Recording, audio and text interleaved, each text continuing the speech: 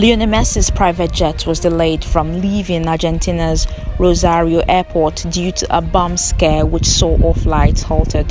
The 34-year-old briefly returned to Rosario on Monday following Argentina's Copa, a Maracana triumph at the Maracana, where he clinched the nation's first major trophy since 1993.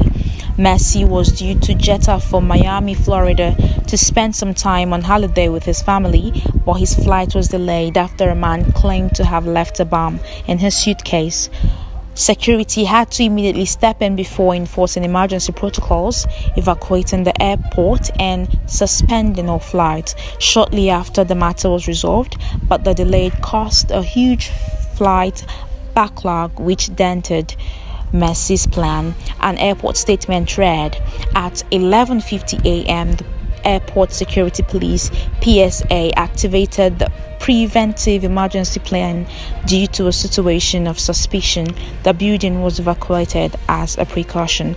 The news comes after Messi agreed to take a 50% pay cut to sign a new 5-year deal with the La Liga side. The contract will see Messi stay at Camp Nou. He's 39. Thank you for watching. Please do not forget to hit the subscribe button.